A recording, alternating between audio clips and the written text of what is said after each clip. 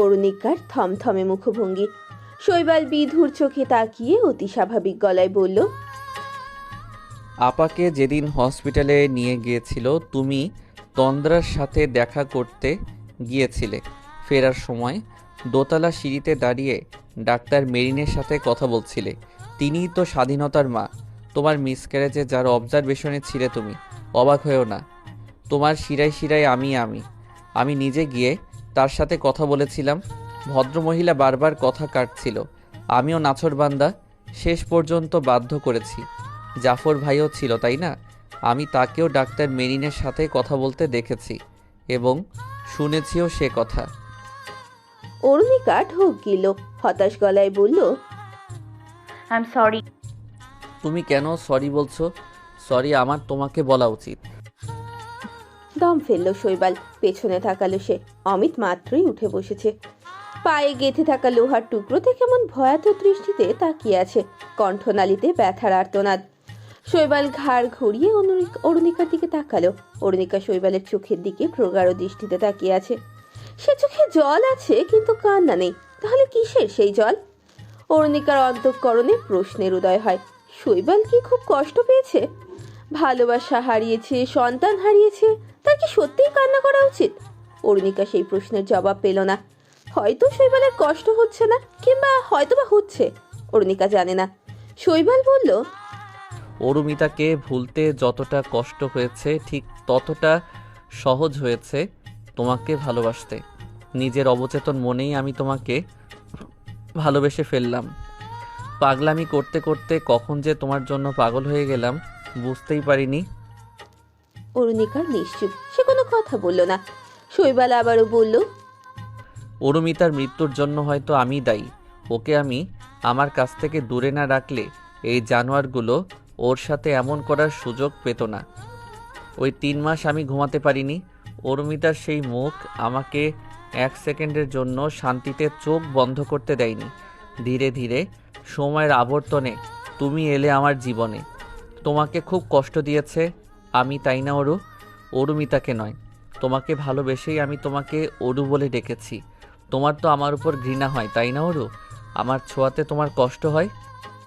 অরুণিকা চোখের পলক ফেলল ধীর গতিতে, ঠিক যেমন বাতাসে উড়ে বেড়ায় পাখির পালক। শৈবাল কণ্ঠ অনমনীয় করে বলল, তুমি যেতে পারো অরু, আমাকে ছেড়ে যেতে পারো। আমার সত্য হয়তো তোমাকে আর আমার হতে দেবে না। আমি তোমাকে অনেক কষ্ট দিয়েছি, আজ তোমার মুক্তি। আপনি আমাকে ছাড়া থাকতে পারবেন? অরুণিকার এহেন প্রশ্নে তার দিকে তীরের মতো তাকালো শৈবাল। আলতো হেসে বলল, পারবো না।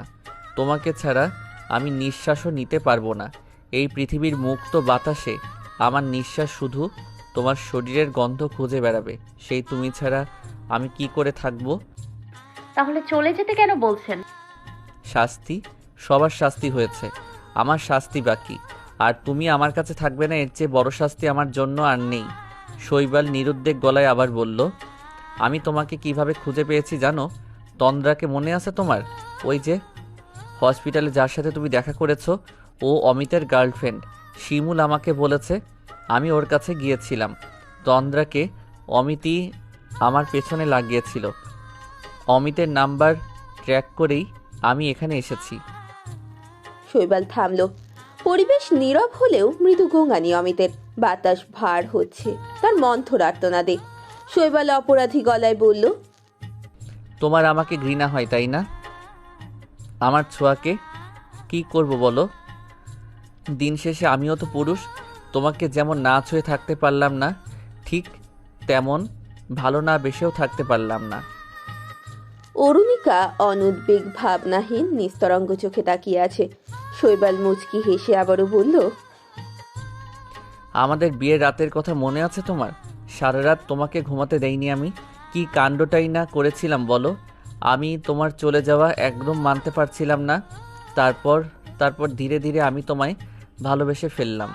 আমার বিন্দু বিন্দু ভালোবাসার কখন যে মহাসাগরে রূপ নিয়েছে আমি নিজেও জানি না ওরু। আমি তোমাকে আমার কাছ থেকে একটু দূরে সহ্য করতে পারছিলাম না। যেদিন আমাকে না বলে তুমি বাইরে চলে গিয়েছিলে, বিশ্বাস করো আমি নিজেকে অনেক বোঝাতে চেয়েছি, কিন্তু পারিনি। অরুমিতা আমাকে ধোঁকা দেবে আমি কখনো ভাবিনি। তুমি আমাকে ছেড়ে গেলে তো আমি মরেই যেতাম। তাই সেদিন আমি নিজেকে আঘাত করেছি। তুমি খেয়াল করেছো তো, এর আগে শুধু আমি জিনিসপত্রই ভাঙচুর করেছি, কখনো নিজেকে আঘাত করিনি। সেদিনের এই ঘটনার পর তুমি যখন আবার আমার কাছে ফিরে এলে, আমি নিশ্চিত হয়েছি তুমি আমাকে ভালোবাসো। আর তাই গা দুলিয়ে হেসে উঠল শৈবাল। কিয়ৎক্ষণ হেসে পুনরায় চুপ হয়ে গেল, মাথা নত করে কিছু একটা ভাবছে। পর মুহূর্তেই মাথা তুলল। অরুণিকা দেখল শৈবালের চোখের কোল ভেজা। সে আহত সুরে বলল, আমি যদি জানতাম তখন তুমি আমাদের ভালোবাসাকে নিজের গর্ভে ধারণ করছো, আমি কখনো এমন করতাম না অরু, কখনো না। শৈবাল অধর ছড়িয়ে শ্বাস ফেলল। অরুণিকা ভালো করে খেয়াল করে দেখল শৈবালের দুই হাত কাঁপছে। সে হাত বাড়িয়ে শৈবালকে ছুতে গেলে হাত সরিয়ে উঠে বলে শৈবাল, ছুঁয়ো না আমাকে, আমি অভিনয় করছি না এখন। তোমাকে হারানোর কথা মনে হলেই আমি নিজেকে ঠিক রাখতে পারি না। অরুণিকা অনুরক্তির সুরে বলল, আমি আপনাকে ছেড়ে কোথাও যাচ্ছি না শৈবাল। শৈবাল আবিষ্ট চোখে তাকিয়ে বলল, যেতে তো তোমাকে হবে অরু। আমার মতো অসুস্থ মানুষের সাথে তুমি থাকতে পারবে না। আমার কাছে থাকলে আমি তোমাকে নিঃশ্বাসও নিতে দেব না। তোমার চোখের পলকও আমায় তোমার থেকে আলাদা করতে পারবে না। আমি তোমাকে আমাতেই আবদ্ধ করে রাখবো, আমার গণ্ডিতে, যার শুরু আমি, শেষ সীমানাও আমি। যার শুরু হয়েছিল ভালোবাসার লাল রঙে, তার শেষও হবে সেই রঙে। আমি তোমাকে আমার করে রাখবো আমার সেই ভালোবাসার লাল বৃত্তে, যেখান থেকে তুমি আর বেরোতে পারবে না। এমন একটা মানুষের সাথে অবশ্যই তুমি থাকতে চাইবে না। অরুণিকা হতভম্ব দৃষ্টিতে চাইল। সন্ধ্যা নেমেছে আরো আগেই। বাইরের অন্ধকারকে ছাপিয়ে জ্বলছে এই অসমাপ্ত ঘরের উজ্জ্বল বাতি। কেমন অস্থিরতা বাতাস জুড়ে, গহন আর্তনাদ, অনুভূতির শিহরণ। অরুণিকা কোনো কথা বলল না, যেন কথা ফুরিয়ে গেছে তার। সে চেয়ে আছে অনিমেষ। শৈবাল গাঢ় স্বরে বলে উঠল, আমি দোষী, শিমুল, অমিত, অরুমিতা, আমরা সবাই দোষী। সেই দোষীদের একে অন্যের সাথে জুড়ে দিলে তুমি, যেখানে তোমার কোনো দোষ নেই, তবুও সবচেয়ে বেশি ভুগেছো তুমি। আর এই সব কিছুর জন্য আমি দায়ী। আমার জন্য তুমি আর অরুমিতা দুইজনই কষ্ট পেয়েছো। অমিত ভালোই করেছে তোমাকে তুলে এনে, না হলে আমি কখনো অরুমিতার আসল দোষীদের খুঁজে পেতাম না। আমার কি সত্যিই চলে যাওয়া উচিত? অরুণিকার এই প্রশ্নে তৎক্ষণাৎ কোনো জবাব দিল না শৈবাল। সে চাহনি দৃঢ় করে অরুণিকার দিকে চাইল। ধীর গতিতে অরুণিকার হাতের উল্টো পিঠে চুমু খেলো। অরুণিকার হাত ধরেই আরেকটু কাছে এগিয়ে গেল তারপর অরুণিকার সেই হাত বুকে চেপে ধরে বলল, আমি নিজেকে বদলাতে পারবো না অরু, তোমাকে আমার কাছে এভাবেই থাকতে হবে। তুমি নিশ্চয়ই এই আবদ্ধ ভূমিতে থাকতে চাও না, তাই তুমি চলে যাও। তোমার সব দায়িত্ব আব্বা নেবেন, তোমার জন্য ভালো ছেলে জোগাড় করে দেবেন। তোমার জন্য ছেলের অভাব হবে না অরু। আপনি সহ্য করতে পারবেন আমাকে অন্য কারোর সাথে? পারবো না, একদম পারবো। খুন করে ফেলতে ইচ্ছে হবে আমার, কিন্তু তখন তো আমি থাকবো না। অরুণিকা পলকেই হকচকিয়ে বলল, কোথায় যাবেন আপনি? শৈবাল চোখে হেসে অচক্রি গলায় বলল, শিমুলকে আমি ওর সাজা দিয়েছি, অমিতের বাকি। ওকে খুন করে আমি জেলে যাব। সেখানে আমার যা হওয়ার হোক, হয় ফাঁসি, না হয় যাবজ্জীবন। মরে মরে বেঁচে থাকবো হয়তো আমি, কিন্তু এখানে থাকলে তোমাকে আমার চাই, আর চাই। তাহলে এসব কেন বলছেন? শৈবাল গাল ভর্তি হেসে ফেলল। তার চোখ জুড়ে অদ্ভুত ভঙ্গিতে বুঝে এলো। সে স্থির নিরানন্দ গলায় বলল, তুমি আমার সাথে থাকলে ওকে আমি পুলিশে দেব, কারণ আমি আমার জীবনের বাকি রাস্তাটুকু তোমার সাথে যেতে চাই। আর যদি তুমি চলে যাও, তাহলে ওকে খুন করে আমিও এই পৃথিবী থেকে বিদায় নেব। ওকে পুলিশে দিয়ে দিন। এক লহমায় স্বীকারোক্তি দিল অরুণিকা। শৈবাল শুধু অবাকই হয়নি, চূড়ান্ত রূপে অবাক হয়ে তাকালো সে। অরুণিকা গড়গড় করে বলল, আবদ্ধ করে নিন আমাকে আপনার ভালোবাসার লাল বৃত্তে, সেখানে আপনি ছাড়া আর কারোর ছায়াও যেন আমার ওপর না পড়ে। শৈবাল দম বন্ধ করে চেয়ে আছে। ঠিক তখনই পেছন দিক থেকে তার গলা পেঁচিয়ে ধরে অমিত। শটান হয়ে দাঁড়িয়ে যায় শৈবাল, সাথে অমিত। আকস্মিক ঘটনায় হতচকিত অরুণিকা। দেয়াল ধরে ধীর গতিতে দাঁড়ায় সে। অমিত শৈবালকে নিয়ে কিছুটা পিছিয়ে যায়, দাঁত কেলিয়ে হেসে বলল, তোর নিজে মরতে হবে না, আমি তোর সেই ইচ্ছে পূরণ করে দিচ্ছি। অরুণিকা অসহনীয় গলায় চিৎকার করে ওঠে, শৈবালকে ছাড়ো অমিত ভাইয়া, তাকে ছাড়ো। তুই বললে কি আমি ছেড়ে দেব?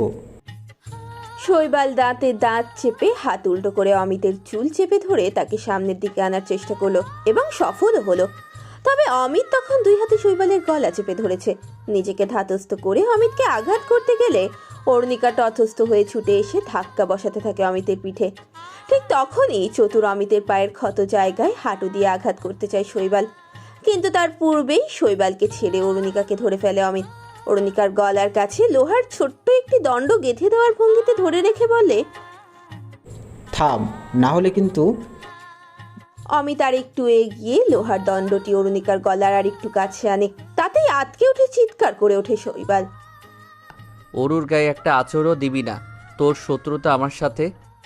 দাঁত কেলিয়ে হাসলো অমিত, ফ্যাস ফেসে গলায় বলল, শত্রু তো ও আমার, ও তোকে বিয়ে না করলে আমাকে এত কিছু করতেই হতো না।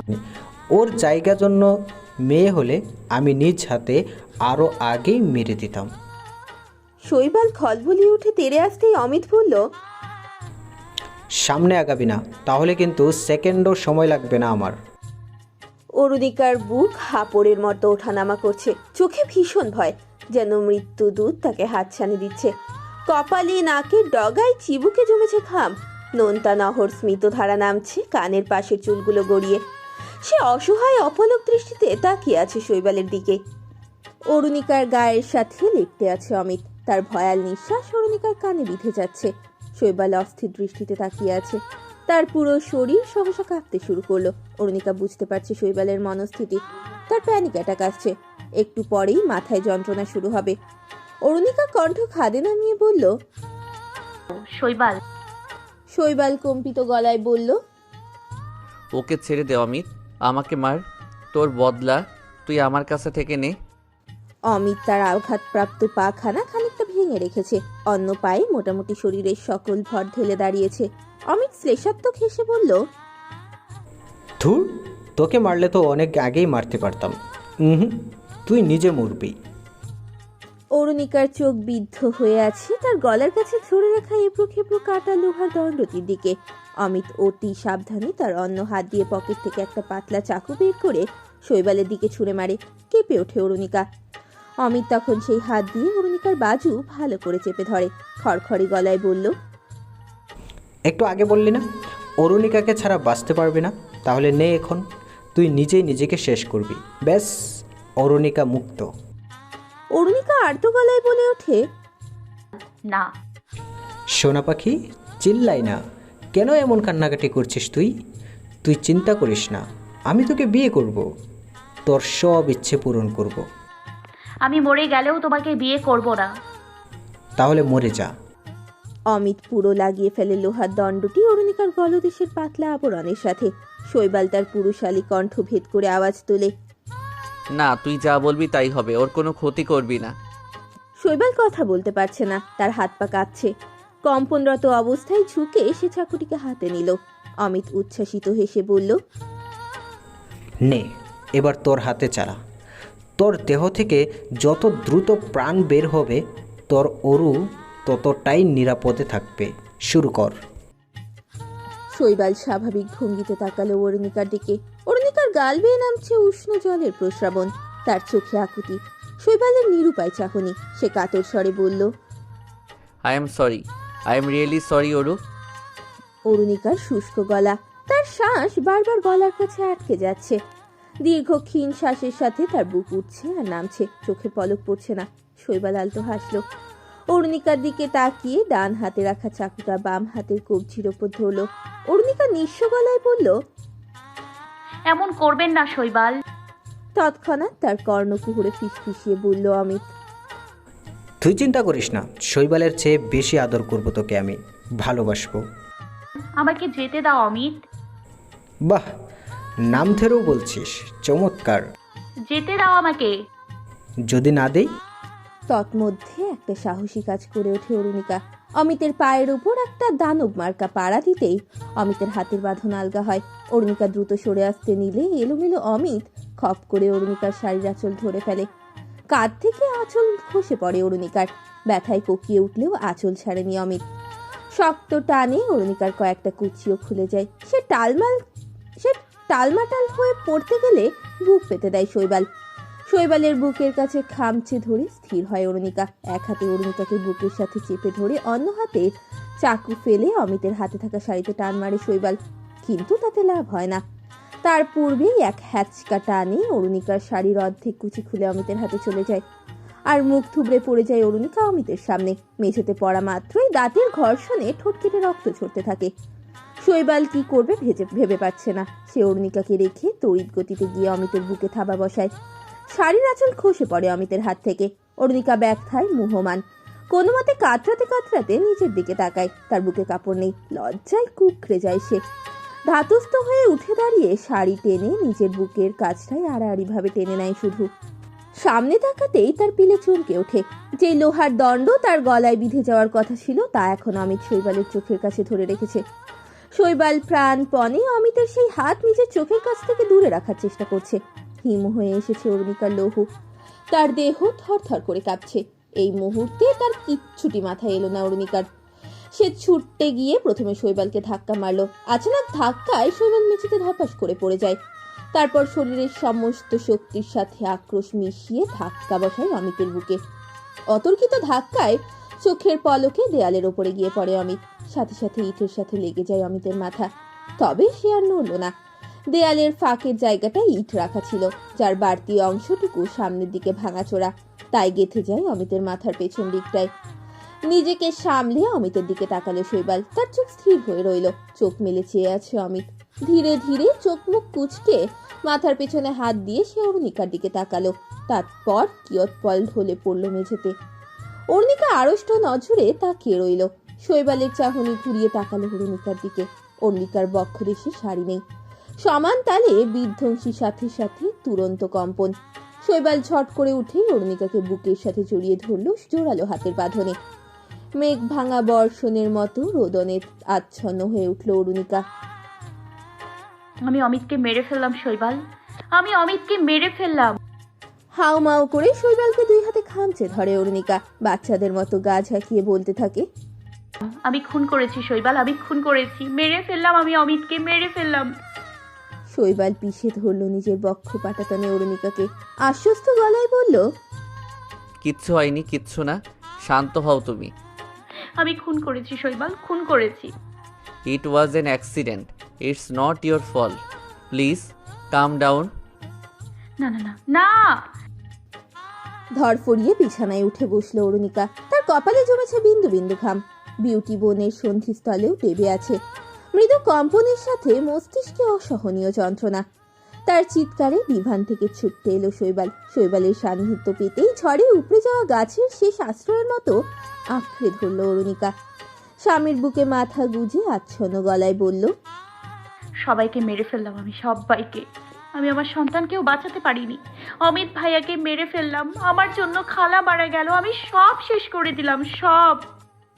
শৈবাল আলগোছে বুকের সাথে জড়িয়ে রাখলো অরুণিকাকে। তার পিঠে হাত বোলাতে লাগলো পরমাবেশে। কোমল গলায় বলল, শান্ত হও, তোমার কোনো দোষ নেই। ভাগ্য বিধাতার সংবিধান কেউ বদলাতে পারে না। মানুষের ভাগ্যে তাই হয় যা তিনি নির্ধারণ করেছেন। এতে মাটির তৈরি মানুষের কোনো হাত নেই। কিন্তু শৈবাল। অরুণিকা আর বলতে দিল না শৈবাল। এখনো মাঝে মাঝে অমিতের সেই রক্তাক্ত মৃত মুখটা ভেসে ওঠে অরুণিকার অবচেতন মনের স্বপ্নে। তখন সে নিজেকে আঘাত করার চেষ্টা করে। ছেলের মৃত্যু শোক সামলাতে পারেননি অরুণিকার খালা। কিছুদিন পর তিনিও ইন্তেকাল করেন। অরুণিকা পুরোদস্তুর এলোমেলো হয়ে যায় পরপর 3 জন মানুষকে হারিয়ে। কোথাও না কোথাও সে নিজেকেই দায়ী করে তাদের প্রথম সন্তান অমিত আর নিজের খালার মৃত্যুর জন্য। পুলিশকে সামলে নেয় জাফর আর শৈবাল। এছাড়াও অমিতের রক্তে ড্রাগসের নমুনা পাওয়া গেছে। এমনকি সে ড্রাগ ডিলারদের সাথেও জড়িত ছিল। তাই কেস ঘোরাতে বেশি বেগ পেতে হয়নি শৈবালকে। মামা মামা। রিমঝিমের কণ্ঠে উচ্ছ্বাস। শৈবাল তাকাতেই দেখলো ঝিম পেটের সাথে তার ছোট্ট ভাইটিকে চেপে ধরে খুব কষ্টে হেঁটে আসছে। শৈবাল তৎক্ষণাৎ অরুণিকাকে রেখে ছুটে যায় ঝিমের কাছে। ছোট্ট জীবন্ত দলাটিকে কোলে নিয়ে সোজা হয়। কপট রাগী গলায় বলে, ওকে নিয়ে এসেছো কেন? রিম প্রাণবন্ত হেসে বলল, আম্মু বলছে মামিমাকে কাঁদলেই বাবুকে নিয়ে আসতে। মামিমা তো কাঁদছে। শৈবাল গ্রীবা ভঙ্গি বদলে অরুণিকার দিকে তাকালো। অরুণিকার চোখের স্রোত থেমে গেছে। শৈবাল বাচ্চাটিকে নিয়ে অরুণিকার কোলে দিল।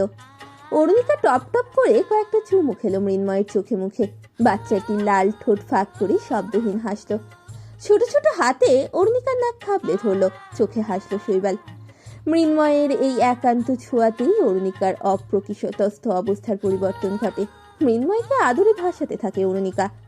বিছানায় উঠে তার দুই কাঁধে হাত রেখে ঝুঁকে ভাইকে আদর করা দেখছে রিম আর ঝিম। বিছানার পাশে টেবিল থেকে ঔষধের বক্স হাতে নিল শৈবাল। অরুণিকার দিকে তাকিয়ে বক্স খুলে নির্দিষ্ট পাতা হতে ঔষধ নিল। অরুণিকার হাস্যোজ্জ্বল মুখটা বড্ড মায়াবী। মৃন্ময়কে কোলে নিলেই যেন অরুণিকার বুকটা ভরে ওঠে। শৈবাল পানি ঢেলে নিল জগ থেকে গ্লাসে।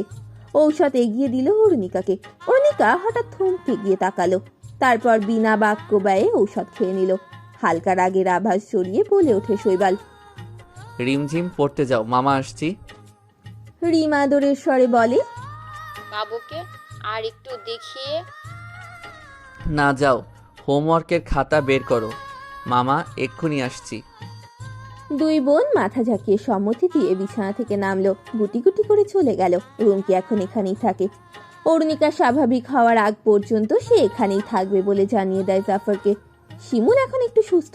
তার ডান পায়ের হাঁটুর নিচ থেকে বাকিটুকু হাড় ভেঙে দিয়েছিল শৈবাল। অপারেশনের পর এখন একটু একটু হাঁটতে পারলেও একা কোথাও যাওয়ার সাধ্য নেই তার। শুয়ে পড়ো অরু, একটু পর খেয়ে বাকি ওষুধ খেতে হবে। আপনার আমাকে ভালো লাগে না, তাই না? শৈবাল বিনা শব্দে বিছানায় বসলো। আবিষ্ট গলায় বলল, এ কথা কেন বলছো? এখন আর আপনি আমার কাছে আসেন না, সব সময় দূরে দূরে থাকেন। আমি তো পচে গেছি। ছি, এভাবে কেন বলছো? তুমি অসুস্থ অরু। অরুণিকার চোখের টলটলে জল টুক করে পড়ল মৃন্ময়ের ফুলকো ফুলকো গালের ওপর। টুকটুক করে হেসে উঠল মৃন্ময়। অরুণিকা প্রায় কাঁদো কাঁদো গলায় বলল, আজ আপনি আমার কাছে থাকবেন? আমি তো তোমার কাছেই থাকি। হুম, আমার হয়ে থাকবেন। শৈবাল মাথাটা এগিয়ে নিল অরুণিকার দিকে। অরুণিকার গালে ঘ্রাণেন্দ্রিয় ঠেকিয়ে বলল, থাকবো। আপ্লুত হলো অরুণিকার অন্তঃকরণ। তার চাতক হৃদয়ের তৃষ্ণা যেন হুড়হুড় করে বিস্তৃত হলো। সে বলল, বাবু আজ আমাদের কাছে থাকুক।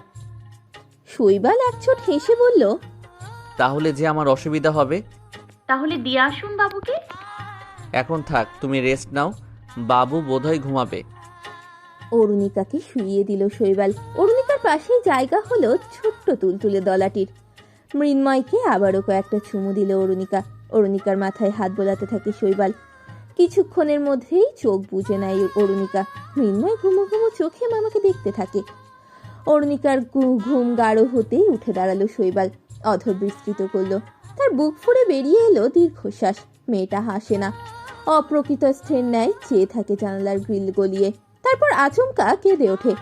কখনো কখনো ভয়ানক স্বপ্ন দেখে জেগে ওঠে, তখন সামলানো যায় না। নিজের নখের আঁচড়ে নিজেকেই ক্ষতবিক্ষত করে।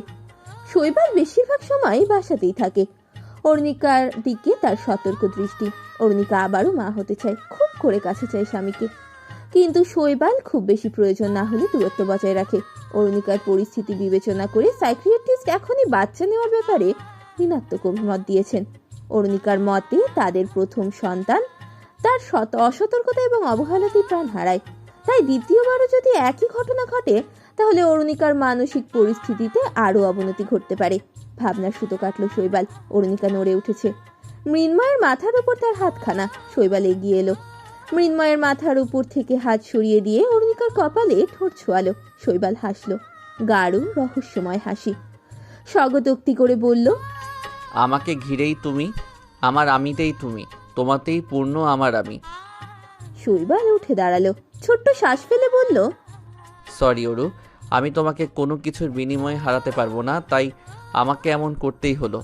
অমিতের বেঁচে থাকার কোনো প্রয়োজন নেই। ও বেঁচে থাকলে অরুমিতার আত্মা কখনো শান্তি পেত না। তুমি না হয় অরুমিতার হয়ে অরুর দায়িত্ব পালন করলে। সদা সত্য তোমার আলাপন শুধু মিথ্যে ক্ষণিকের দর্পণ, রয়ে যায় স্মৃতির আঁকড়ে তোমার আলিঙ্গন। তোমাকে আমার হয়ে থাকতে হবে অরু। তোমার নিঃশ্বাসের পরিধি আমি, আমার ভালোবাসার লাল বৃত্তে আবদ্ধ তুমি, যেখানে আর কালো ছায়াও তোমার উপর পড়বে না। I promise you my love.